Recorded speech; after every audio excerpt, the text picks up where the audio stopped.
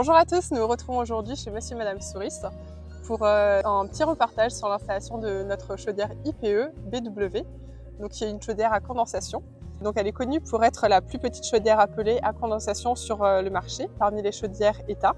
Donc elle trouve sa place n'importe où. Vous allez le voir sur les images qui vont suivre, elle prend vraiment très peu de place et peut être installée dans des très petites chaufferies. Sa technologie permet l'utilisation de la chaleur contenue dans les fumées pour chauffer le logement, ce qui augmente considérablement l'efficacité du mode de chauffage. Donc se chauffer au pellet de bois n'est que bénéfique. Ça permet de faire des économies de chauffage très importantes et de contribuer au développement durable et au développement de l'économie locale.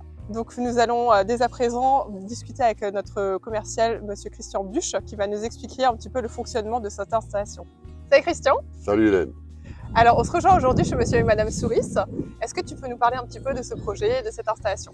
On est sur un projet de rénovation de chaudière fuel, donc chaudière fuel remplacée par une chaudière à granulés, plutôt chaudière granulée à condensation, du type IPE, puissance de 12 kW avec une plage de modulation de 3,6 à 12 kW, doté d'un silo à granulés à pellets de 4 tonnes avec une vis d'extraction de 3 mètres, alimentation par aspiration entre le silo et la chaudière, et puis doté aussi cette installation d'un ballon tampon du type hygiénique, donc on tamponne la chaleur de l'eau de chauffage, en même temps on produit l'eau chaude avec ce type de ballon dans les grandes lignes, et aussi un circuit de chauffage, donc du plancher chauffant pour cette installation.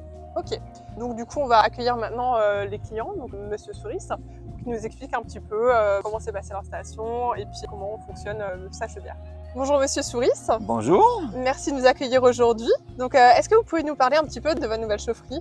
Alors, on a fait cette nouvelle chaufferie parce qu'on souhaitait, si vous voulez, c'était une réflexion qu'on avait depuis quelque temps et on voulait vraiment sortir des énergies fossiles. Ça, c'était pour nous très très important sur ce plan-là. Et on voulait faire notre petite part de colibri, c'est-à-dire de trouver un type de chaudière qui nous permette de prendre des matières premières locales. Voilà, et donc de pouvoir faire du pollen. Et donc à partir de là, on s'est mis en route pour regarder les installations qui pouvaient être faites dans le coin. Et en fait, on a fait plusieurs offres et on s'est retrouvé sur des chaudières autrichiennes. Et si on a fait le choix de TA, c'est que on avait un super chauffagiste qui était de proximité et qui pouvait nous permettre de regarder toutes les questions qu'on avait avec lui et de pouvoir faire le choix. Et effectivement, si le choix s'est porté sur OTA, c'était parce que vis-à-vis de ses concurrents, c'est que effectivement quelqu'un qui connaissait bien son travail pour pouvoir installer des chaudières, je dirais entre la commande et la réalisation des délais normaux et qui nous allaient bien. Et puis 3, je pense que le choix qui nous a fait guider, c'est un peu la technicité de la chaudière avec tout ce qu'elle avait comme avantage par rapport aux autres. Super. Et donc du coup, qu'est-ce qui vous a fait partir sur une chaudière à condensation? Alors, la chaudière à condensation, en fait, l'intérêt, c'était de pouvoir décarboner, c'est-à-dire nos fumées qui sortaient de la cheminée avant, effectivement, on n'en a pratiquement plus. Et en fait, récupérer la chaleur de la chaudière et de la condensation nous permettait d'augmenter un peu le rendement. Et donc, effectivement, c'était pour nous un point intéressant aussi. D'accord. Et donc cette chaudière a été installée Alors elle a été installée à partir de mai et en fait elle fonctionnait en juin 2021. Je crois que sa mise en route s'est fait entre le 14 et le 20 juin.